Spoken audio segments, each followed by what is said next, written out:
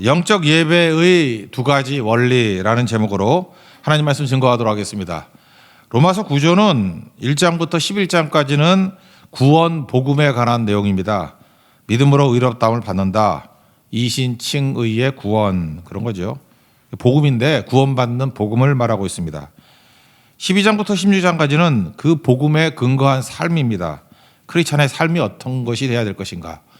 그래서 믿음과 삶인데 앞부분에는 믿음이고 뒷부분에는 복음을 근거로 한 믿음의 삶. 오늘부터 그걸 살피겠습니다. 크리스찬의 삶의 근거가 되는 건 뭐냐? 내 힘, 내 노력 그런 거 아니고 하나님의 모든 자비하심으로 그랬죠. 하나님의 자비가 근거라는 것입니다. 그 자비라고 얘기할 때는 사랑은 사랑인데 행동하는 사랑을 얘기를 해요. 이렇게 몰시라 그러죠. 선한 사마리아 사람 생각하면 됩니다. 생각만 있는 게 아니고 동정만 하는 게 아니라 몸이 움직이잖아요. 그걸 자비 이렇게 얘기한다는 것입니다. 그러니까 하나님의 모든 자비하심은 뭐죠? 우리를 사랑하시되 행동하시잖아요. 그 자비 중에 최고의 행동이 아들을 보내신 거고 아들이 십자가에 달려 죽으신 거죠. 그게 자비죠. 그거보다 더 큰 거 없겠죠. 그 자비로 인해서 우리에게 임한 게 은혜라는 것입니다. 은혜. 그러므로 우리는 스스로 변화되지 않습니다. 결심으로 변화되지 않습니다. 하나님의 자비로부터 나오는 은혜로 말미암아 변화되는 것입니다. 하나님의 은혜를 붙드는 종 되기를 바랍니다. 그래서 12장부터 16장까지 이제 전체 내용을 해석할 수 있는 원리를 발견해야 되는데 두 가지입니다. 첫째는 역설이에요. 역설의 원리. 그 반대 정신이라 그러죠. 뭘 추구하려고 해서 잘 안 될 때 잠깐 그것만 추구하지 말고 그냥 반대로 가라는 것입니다. 그게 크리스찬의 파워입니다.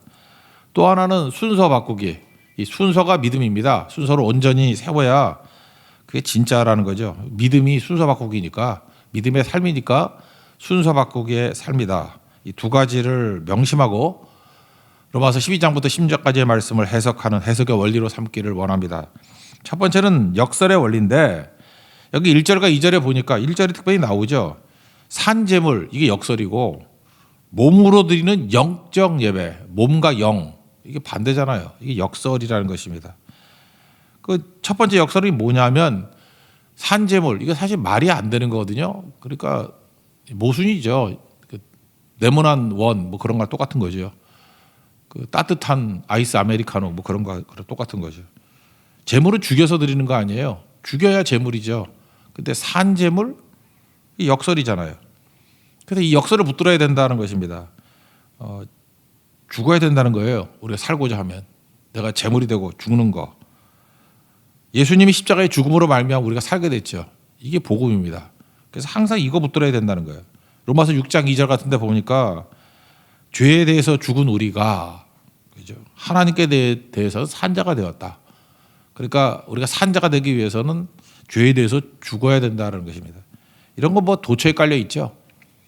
갈라디아 2장 20절 NIVC가 그거 아닙니까? 내가 죽고 예수로 살면 진짜 산다는 거예요. 내가 그리스도와 함께 십자가에 못 박혔나니 그런즉 이전에 내가 사는 것이 아니요 내 안에 그리스도께서 사시는 것이다. 이게 역설의 삶이라는 것입니다. 그래서 성경은 자꾸 죽으라 그러잖아요. 죽으라. 죽는 게 살기 때문에 그렇습니다. 그게 살 길이라는 거예요. 반면에 살고자 하면은 영원한 죽음에 처할 수밖에 없는 거겠죠. 그래서 내가 뭘 원한다 그러면요 십자가 지십시오. 자기를 부인하고. 그래서 희생, 소원에 섬기면 오히려 됩니다. 하나님께서 여러분들을 고난 가운데 이끌어가는 이유가 뭘까요? 진짜 살리기 위해서 그런 거거든요. 그냥 팍 죽어버리세요. 그러면 살게 되는 길이 열리게 된다는 것입니다. 그래서 죽는 법 배우는 거, 그걸 맡기는 법 배우는 거와 똑같잖아요. 맡기는 거. 그럼 살게 된다라는 것입니다. 수영 같은 거 해보셨어요? 저는 앞으로 가는 사람은 숨 쉬는 거 못해서 그렇지 뜨는 거 잘 뜨거든요. 힘 빼면 뜹니다. 수영이 그렇잖아요. 힘 주면 오히려 가라앉고. 그러니까 수영 잘하는 사람은 오히려 가라앉는 게 더 힘들다 그러대. 잠깐 떠가지고.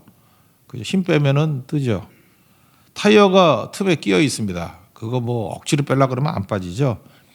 지나가던 어린애가 그랬대잖아요. 그 타이어 바람 빼지. 바람 빼면은 쭉 빠져버리잖아요.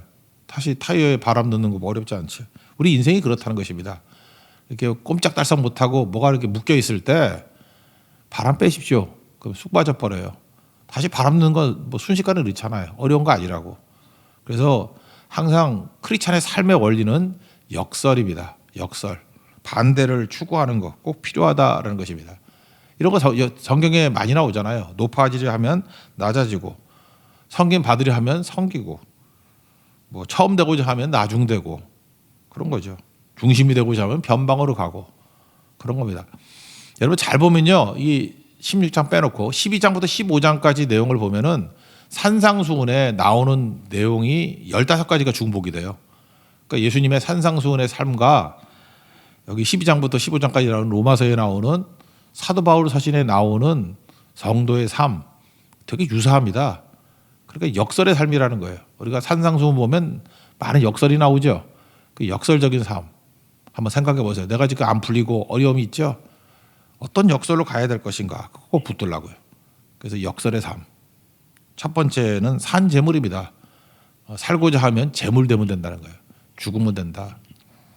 또 하나는 몸으로 드리는 영적 예배죠. 몸과 영. 이 헬라 문화권에서는 충격입니다. 왜냐하면 헬라 문화권은 그 영육 이혼론 아닙니까? 그래서 몸은 더러운 거, 벗어나야 될 것 이런 생각을 했다라는 것입니다. 그래서 초대교회도 보면은 영지주의라는 게 있었죠. 그 나스틱스, 그노시스파. 그래서 육체를 부정합니다. 그래서 예수님도 심지어 가연설이라 그러죠. 진짜로 오신 게 아니라 영적으로 오셨는데 그럼 육체는 뭐냐? 그러면 우리가 착각으로 본다는 거예요. 환상으로. 그래서 가짜로 나타났다 해서 가현설. 초대교회 이런 게 되게 많았습니다. 플라톤주의가 다 그런 거 아니에요? 이데아라는 게 뭐예요? 현실과 현실인 건 다 가짜고 진짜는 이데아의 세계, 아이디어. 그죠? 거기에 있다 뭐 그런 거 아닙니까? 근데 이럴 때 성경은 뭐라고 얘기해요? 몸의 부활을 얘기하잖아요. 영의 부활만 아니라 몸의 부활. 우리 몸이 부활한다니까요. 그래서 육체와 영이 연결되어 있다. 이런 겁니다. 그래서 성경을 보면은 우리 육체를 절대 무시하지 않습니다. 그래서 밥 먹는 걸 통해서 영적인 가치를 얘기하잖아요. 그게 성찬식이죠.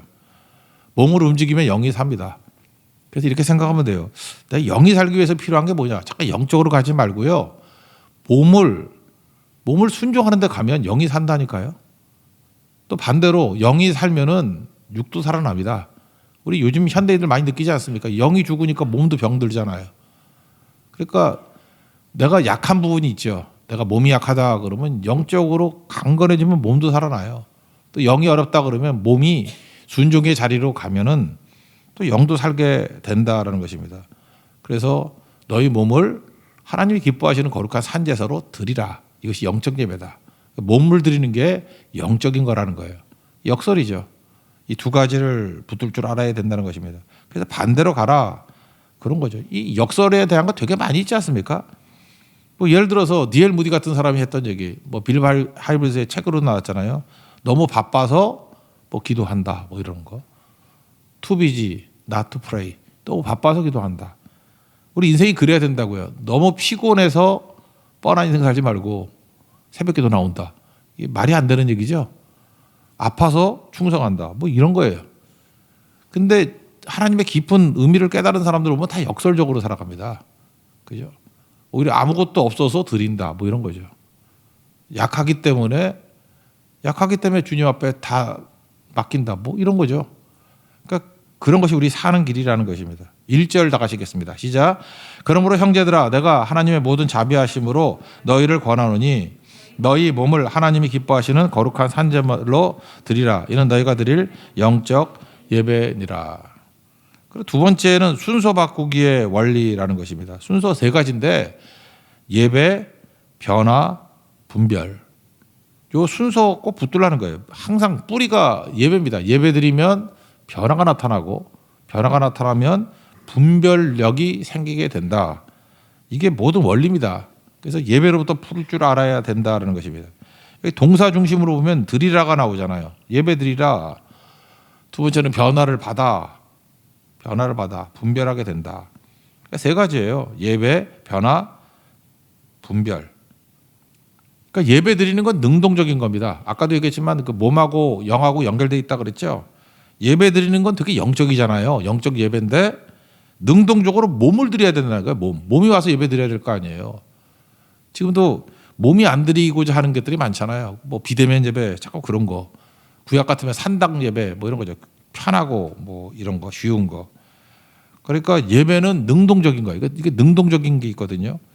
그러니까 저절로 되는 게 아니라 힘쓰라는 거예요. 힘쓰라. 예배에 힘쓰라. 예배에 목숨을 걸라. 이게 예배드리라고. 그러면 예배 드리면 능동적으로 예배 드리면 변화를 받는 건 수동이에요.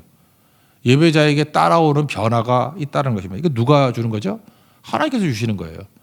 그러니까 변화는 내가 노력한다고 되는 게 아니고 변화는 되는 거예요. 그래서 변화를 받아 그러잖아요. 수동적인 거 아니에요?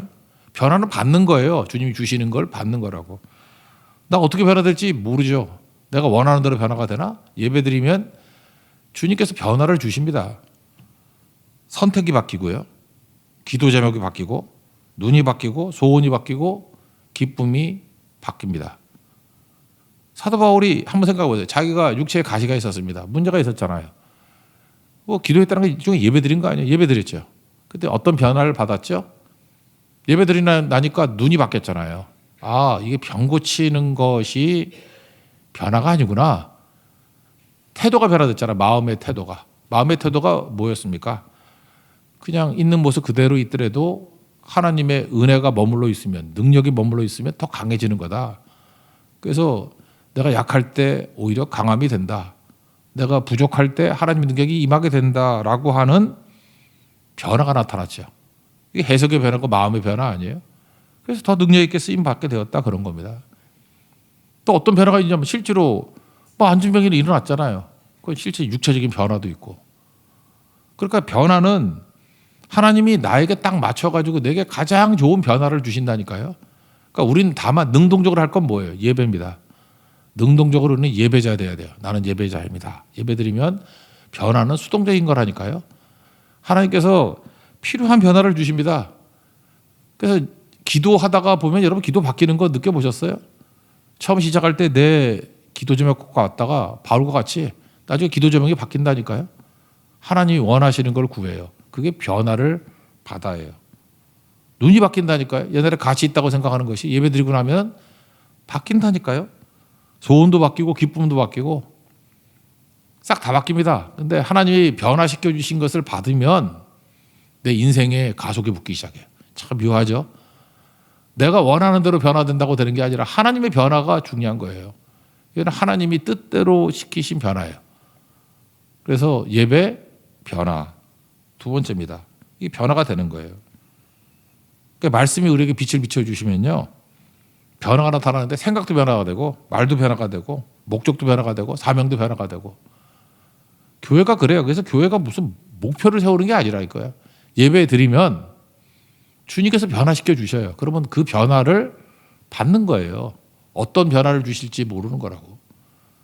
실제로 어떤 때는 막 바다에 길을 내시는 것 같이 막 뒤집어지고 하는 것들이 되게 있어요. 그것만 대단한 게 아니에요. 사실 진짜 변화는 뭐냐면 태도가 변화가 되는 거예요. 태도가. 예배하는 마음이 완전히 우리를 뒤집어 놓는다는 것입니다. 그게 변화예요. 무조건 변화는 다 있습니다. 그래서 주께서 이끄시는 변화가 필요하다는 거죠. 그럼 세 번째는 분별이 생깁니다. 분별. 이거 또 다른 말로 하면 지혜죠. 분별이 뭐예요? 거룩이죠. 거룩은 구별되었다, 분별되었다, 뭐 그런 거 아닙니까? 그러니까 사용받는다는 거죠. 왜 따로 떼어놓죠? 분별해서 뭐 하려고? 쓰시려고. 분별력이 없는 사람은 쓰임받지 못하잖아요. 여러분들 뭐 능력이 있더라도 분별력이 없어. 뭘 해야 될지 몰라. 그러면 못 시키잖아요, 일을. 그러니까 분별력은 지혜이자 거룩이자 쓰임받음 이런 거겠죠. 2절을 읽겠습니다. 시작. 너희는 이 세대를 본받지 말고 오직 마음을 새롭게 함으로 변화를 받아 하나님의 선하시고 기뻐하시고 온전하신 뜻이 무엇인지 분별하도록 하라. 그러니까 이 세 가지 변화가 꼭 필요하다라는 것입니다. 분별력은 하루아침에 생기는 게 아니죠. 여러분들 보통 때 그냥 판판히 놀다가 위기 상황이 닥칩니다.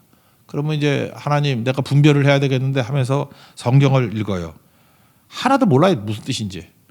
근데 예배 드리고 변화된 사람이 분별력이 생겼을 때는 말씀이 떠오르든지 말씀 펴보면 그 나와요.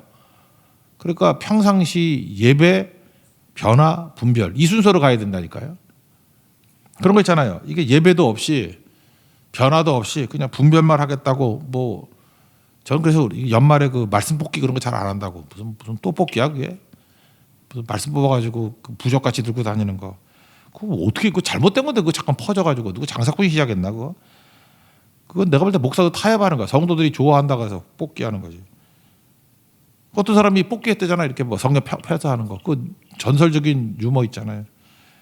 딱 폈더니 가론 유다가 가서 목을 매니라. 아, 기분 나빠. 다시 탁 폈더니 너도 이와 같이 하라. 또 다시 폈더니 내 할 일을 속히 하라. 그 죽어야지 이거. 그죠? 그러니까 위기 중에 분별력이 되게 이런 식이죠. 뭘 찾아도 안 돼. 이게 뭐가 똑같으냐면 여러분들 생각보다 그 목사들이 설교하는 게 쉽지 않은 거 아시죠? 왜 쉽지 않냐? 저도 옛날에 그랬던 게 되게 많아요. 젊었을 때. 토요일 날 밤새는 목사들 되게 많아요. 말씀이 안 풀려. 여러분 그러죠. 뭐 좋은 설교집 갖다 베끼면 되지. 베껴서 될 것 같으면 누구나 하지. 자기 마음에 꽂히지 않으면 전달이 안 돼. 그래서 뭐 책도 뭐 수십 권 쌓아놔. 이거 봤다, 저거 봤다, 뭐 베끼는 게 될 것 같으면 못할 사람이 누가 있나? 안 와요, 그게 안 와다. 그래서 제가 알기로는 목사님 중에 한 10%는 주일 아침 5시에 설교 본문이 바뀔 걸 하다가 5시에 바뀌어서 올라와요.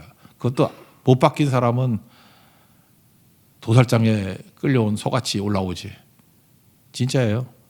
그게 잘 안 되거든. 그 왜 그러냐면 분별력을 찾으니까 그래요. 분별력. 저도 그랬던 경험이 되게 많거든요. 와, 정말 힘들다. 세상에 제일 힘든 게 설교구나. 준비하라는 게 밤 꼬박 샌다니까요. 그리고 죽 쓰고 진짜 죽고 싶어요. 진짜. 그럴 때가 되게 많거든. 내가 이걸 언제부터 깨닫게 됐냐 하면 그거예요. 오늘 로마서 이 얘기예요. 예배입니다. 생각보다 목사들이 예배 잘 안 드리거든. 목사들은 예배도 일로 생각해. 그래서 뒤에 있다가 뭐 예배 드리면 딴 데 가서 놀다 오고. 그런 한심한 목사들 여러분들 많이 보죠. 성도들이 다 알고 있는 거 모르지. 저도 그랬어요. 저도 부교육자 때 그랬다고. 예배를 놓치니까 막판에 분별력 가지고만 한다 그러니까 아무것도 되는 일이 없어. 정말 사역이 너무너무 힘들었거든요.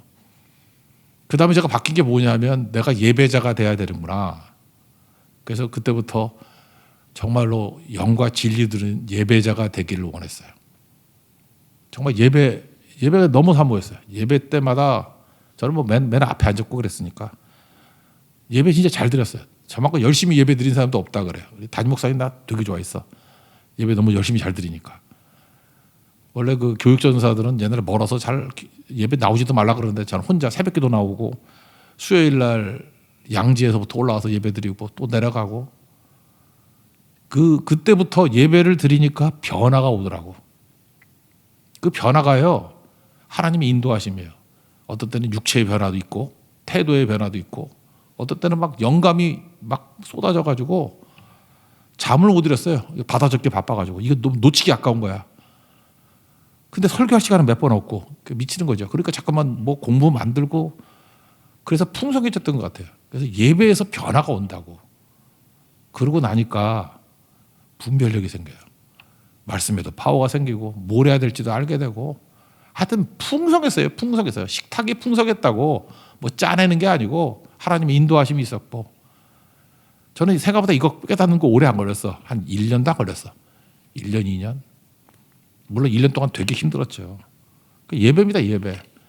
목사만 그럴까요? 우리 성도의 삶도 마찬가지일걸.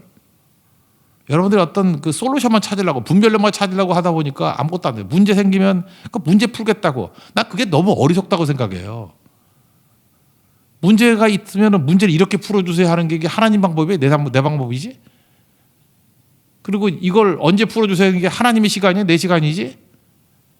그러니까 인생이 꼬이는 거고 힘들고 예수 믿는데도 불구하고 맨날 낙심하고 우울하고 그런 거죠. 아 여러분 망하면 어때? 죽으면 어때? 주 안에서. 예배 드리세요. 예배자가 되라고. 나는 예배자입니다 하고 영과 진리들은 예배 드리면 예배 드리고 좀 기다려 보세요. 그러면 변화가 온다니까요. 변화는 받는 거예요. 주님이 어떤 변화를 주시는지. 이건 뭐 영적, 육적 이 스펙트럼이 너무 커. 뭐 그때마다 달라요. 어떤 변화를 주시는지. 어떤 때는 뭐 동력 잘 붙여주시기도 하고 깨달음을 주시기도 하고 어떤 때는 하나도 변화가 없는데 시험을 이길 수 있는 힘을 주시기도 하고 내게 꼭 필요한 거예요. 지나놓고 보니까 변화를 받아. 그다음 분별력은 드러나는 거거든. 다른 사람 눈에는 드러나는 거예요. 저 사람 왜 이렇게 지혜롭지? 저 사람 왜 이렇게 잘 쓰임 받지? 저 사람 어디서 저런 힘과 에너지가 생기지? 그게 분별이에요. 분별. 거룩함이라고. 거룩한 백성이 된 거예요. 거룩한 백성은요, 딱 찍어서 선민으로 오는 게 아니고 예배로부터 옵니다. 예배, 변화, 분별. 이 순서를 잊지 않았으면 좋겠어요. 이거 너무 중요한 거거든요. 그러니까 세상은 순서를 바꾸는 거예요. 분별부터 하래. 또 아니면 뭐 인간적인 방법으로 변화부터 받으래. 그래서 얼마나 세미나가 많아. 변화 세미나. 세미나 한다고 변화될 것 같은 변화 안 될 사람이 누가 있어. 다시 얘기합니다. 예배입니다. 예배, 변화, 분별. 순서 바꾸기. 이게 믿음이에요. 12장부터 마지막까지 나오는 얘기들 지금 총론이기 때문에 얘기하는 거예요. 이 순서대로만 가면 다 되는 거예요. 예를 들어서 원수가 있을 때 뭐 도와주라 그런 얘기 나오잖아요. 뭐 뒷부분에. 그거 막상 분별로만 하려고 그러면 너무 힘든 거지. 이게 불가능하지. 그거 어떻게 해요? 예배 드리라니까요. 예배 드리면 어느 순간에 하나님께서 여러분들 원수를 용서할 수 있는 그런 태도로 변화를 주시게 된다고. 그러면 그 다음에 그냥 주시는 변화대로 하면 돼. 그거 쉽게 돼요. 그러면 나중에 찬송하게 되지. 주님, 자기 놀라서 주님, 내가 이거 지금 뭐 하고 있죠? 이게 은혜군요. 내가 원수를 위해서 기도하고 섬기고 돕고 있군요. 선으로 악을 이기고 있습니다. 내가 했다 그러지 않아요. 찬송한다고. 또 다시 예배자로 돌아오는 거잖아요. 이게 믿음이에요. 예배, 변화, 분별. 이거 머릿속에 좀 생겨났으면 좋겠어요. 이게 변화되는 겁니다. 이거. 그래서 변화에서 중요한 건 좀 반응을 잘하는 게 중요해요. 그래서 신앙은 반응이에요. 어떤 것이 올지 반응. 그 생로병사가 반응 아니에요. 그 뭐 어려움 올 때마다 반응 잘하는 게 신앙이지. 반응하는 거예요. 그러니까 주님께서 뭘 주시면 아멘 하고 반응하고. 반응이 뭡니까? 순종이지. 그냥 곧장곧장 순종하면 된다는 것입니다. 반응 잘하는 게 살아있는 거예요. 여러분 병원에 가면 응급실 뭐 가잖아. 이렇게 아프면 팍 가면 응급실 가면 제일 뭐 하죠? 그 의사들 나와가지고 후레쉬 갖고 이렇게 눈동자도 비치잖아.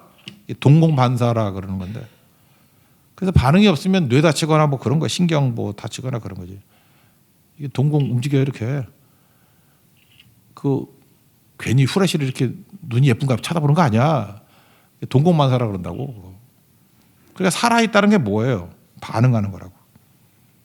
근데 예배 때 반응이 없어요 전혀. 멍 때리고 있어. 그러면 죽은 거예요. 병든 거라고. 그거 아니죠.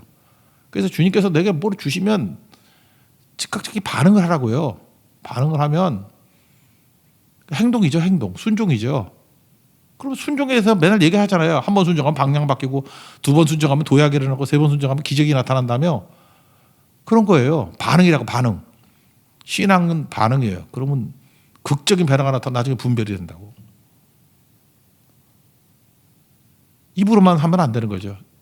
그 병원에서 있었던 에피소드 그런 거 많잖아요. 의사들 뭐 얘기 들어보면 별의별 얘기다. 산부인과 의사 얘기인데 그 여자분 수술을 하려고 그랬대요. 그래서 마취하려고 그럴 때 심호흡 하세요 그러거든요. 제가 마취할 때 저도 전신 마취 2번 했는데 하나 둘 셋 하면 됩니다 그러더라고. 근데 그 심호흡 하라 그랬대. 심호흡 하라고 들이마시라니까. 심호흡 하세요 하나 둘 셋 그러더라고. 근데 이분이 너무 당황을 해가지고 심호흡 하세요 그랬더니 입으로 심호흡 그러더래. 우리 신앙이 그래요. 심호흡 하세요 그러면 호흡을 들이마셔야 되는 건데 우리는 행동을 안 하고 기도하세요 그러면 기도 그러고 있다고. 기도하세요 그러면 기도에 관한 책 들고 다니고 있다고. 실제로 해야죠. 그게 변화라는 것입니다. 그럼 마지막에 구별된 삶을 사는 거죠. 그러니까 이 패턴이에요. 예배 드리면 변화가 있고 변화가 있으면 구별된 삶을 산다. 구별된 삶이라는 게 다른 거잖아요. 그러니까 뻔하지 않은 삶이죠. 그게 거룩한 삶이라는 것입니다. 최근에 그 고고학이 주는 메시지가 있더라고. 참 재밌게 읽었는데 가나안 땅에 가면은 지금 팔레스타인이요. 거기 가면은 거기 뭐 이방인들하고 이스라엘 사람들하고 막 같이 섞여 살았잖아요. 그죠? 그 조그만 땅에. 그래서 유물을 찾아보면은 이게 유대인의 유물인지 이방인의 유물인지가 확연하대요. 왜냐하면 유물의 특성이 차이가 나니까. 그런데 그래서 이렇게 층이 있잖아요. 어떤 층을 보면은 이게 뭐 예를 들어서 고강은 이게 축적이 되니까 토양이 어느 따져보면 이게 뭐 아브라함 시대다, 뭐 BC 15세기다, 뭐 아니면 모세 시대다 그러면 아브라함은 2000년이고 20세기고 15세기가 모세, 뭐 9세기, 뭐 10세기쯤이면 다윗 시대 뭐 이렇게 따지잖아요. 8세기 그러면 뭐 남북 나눠져 있을 때 여로보암 시대 뭐 이런 식으로 이게 따질 때가 있잖아요. 그런데 믿음의 특성이 전혀 발견되지 않는 층이 있대요. 따져보니까 사사시대래요. 사사시대 때는 유물이 나오는데 이게 유대인들 건지 이방인들 건지 분별이 안 된대요. 그러니까 사사기 2장 10절에 나오잖아요. 그 후에 일어난 다른 세대, 여호수아 이후에 태어난 다른 세대는 여호와를 알지 못했다. 그러니까 하나님 알지 못하니까 똑같아지는 거죠. 근데 가장 확연하게 구별되는 시대가 언제냐면 다윗 시대래요. 그때는 그냥 확연하게 하나님 백성과 이방인들 차이가 확연하게 드러난대, 그 동네. 그런 글을 읽어보면서 야, 뭐 어떻게 구분하는지 모르지만 참 대단하구나 이런 생각을 가졌어요. 우리 크리스찬들도 보면은 여러분 인생을 보면은 고고학은 아니지만 이렇게 추적을 해보면 다르죠. 우리는 돈 쓰는 게 다르잖아요. 여러분 크레딧 딱 따져보면 돈 쓰는 게 크리스찬들은 주로 뭐에 쓰나 뭐 헌금 드리고 뭐 성교 가고 뭐 이런 데 다 쓰지 않나? 저는 그렇던데. 그거 빼놓고는 뭐 밥 먹는 거 얼마 드나?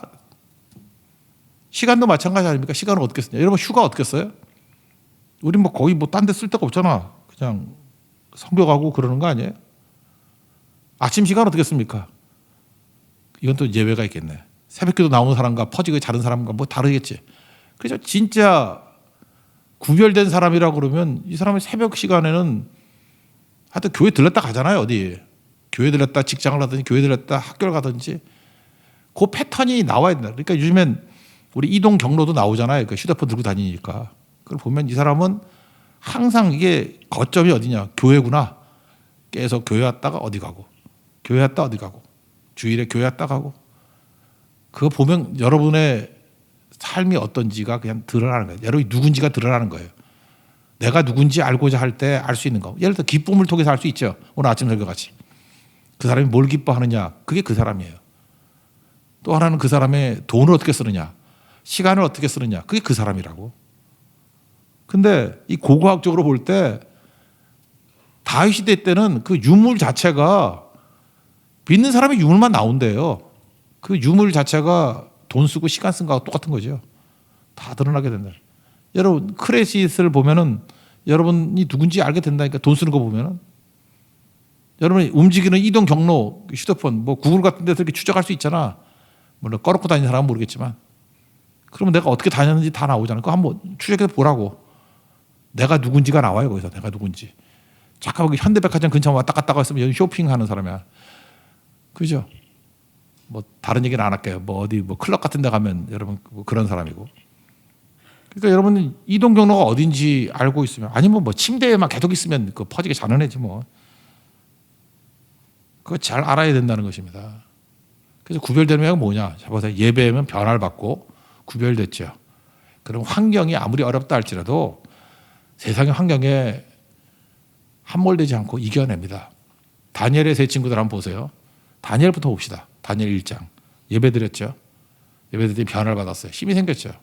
환경이 얼마나 안 좋은지 포로로 끌려왔고 이름까지 바뀌게 했어요. 창씨개명이죠. 그죠? 저 같으면 옛날 밭전시니까 다나카 뭐 이렇게 시켰겠지. 전시를 다나카 뭐 이렇게 했겠지. 다나카 뭐 어쩌고 저쩌고. 그러니까 정체성 다 이렇게 만드는 거 아니에요. 교육도 바벨론 교육. 그렇잖아요. 그 다음에 뭐 환경도 뭐 바벨론, 문화도 바벨론, 교육 뭐 학문도 바벨론. 완전히 함몰될 것 같은데 구별됨이 있잖아요. 거룩함, 다름이 있잖아요. 쓰임 받잖아요. 뭐라 그래요? 뜻을 정하요. 하나님께 뜻을 정하요. 그 음식으로 나 더럽히지 않겠다. 그랬더니 어떤 구별되면 결과가 나타납니까? 하나님이 변화를 주잖아요. 채식만 해도 얼굴 통통하게 나오는 변화를 주잖아요. 열흘 후에 얼굴이 더 예쁘대, 아름답고 살이 윤택하고 피부가 아주 스킨케어한 같이 멋지게 나왔대요. 그리고 왕의 그 진미를 먹었던 애보다 피부가 더 훨씬 좋대요. 피부과 다닌 애보다 훨씬 좋대. 빛이 나대. 발광체래. 구별되죠. 그러니까 뭘 하든지 되잖아요. 거기다 똑똑해 돼. 지혜와 총명이 온 나라 박수 술객보다 10배나 나온 줄 알게라. 10배. 우리 이름도 이제 배를 해야겠어. 그죠? 이조년 얘기를 했죠. 이화의 월박하고 은한이 삼경일세 뭐 이거 할 때 그 집안에 형제가 5명인데 아버지가 참 재밌는 사람이야. 큰형이 200년, 둘째가 2000년, 셋째가 2만년, 넷째가 이조년이에요. 동생이 누굴까요? 이억년. 우리 배로 하면 되겠죠. 뭐 이시를 하면은 200배, 2000배. 우리 요즘 유명한 김만배 있잖아. 김만배도 있고 감옥에 가 있는 사람. 예. 만배, 조배 이상한가? 억배. 여러분 이 처녀총각들 혹시 애를 낳는다 그러면 이렇게 한번 놔보세요. 5명 낳아서. 그죠? 너는 200배다. 뭐 전시라 그러면 뭐 하여튼 100배, 100배부터 시작하라고. 100배, 1000배, 만배. 나올수록 하나님께서 그렇게 믿음의 무게를 주시잖아요. 이런 거죠. 그러니까 다니엘은 어땠냐면 한 사람이었는데 하나님 앞에 믿음 지키니까 그 믿음이 잘하잖아요. 내가 볼 때 이건 뭐 이 억배 아니야? 세상을 다 이기잖아요. 나중에 다니엘 보세요. 뭐 대신들 다 왔는데 혼자서 그 모든 걸 다 이겨내잖아요. 사자를 이겨내잖아요. 사자굴에서. 그 친구들도 마찬가지예요. 푸른불을 이겨내잖아요. 이게 구별됨이에요. 그래서 우리 신앙인의 삶에 대해서 원리 원칙부터 알라는 거예요. 여러분 삶에 지금도 풀리지 않는 문제가 많이 있습니다. 그럼 이렇게 생각하라고요. 일단 역설을 봐야 돼요. 내가 하고 싶은 게 있죠. 살고 싶다 그러면 빨리 죽으라고 십자가 지고 죽는 길. 살아야 될 때 살 길 찾으면 참 초라해져. 나 요즘에 그 한심한 사람 많이 보는데 살아야 되기 때문에 살고자 하는 사람 그건 반드시 망할 거야. 우리 성경의 원리예요. 크리스찬들은 죽어야 됩니다. 역설이에요, 역설. 내가 진정으로 높아지고 싶다 그러면 낮아져야 돼요. 내가 얻고자 한다 그러면 버려야 돼요. 내려놔야 된다고. 그리고 또 하나가 뭐예요? 순서 바꾸기 원리라니까. 순서 바꾸기. 순서 꼭 지키십시오. 이거는 머릿속에 뇌리에 새겨졌으면 좋겠어요. 12장부터 마지막 장까지.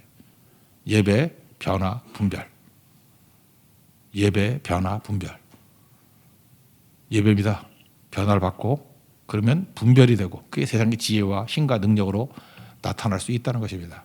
이 길 걸어가서 승리하는 우리 하나님의 거룩한 종 되기를 축원합니다. 자리에서 일어나겠습니다. 영원한 망 예수 찬양하겠습니다.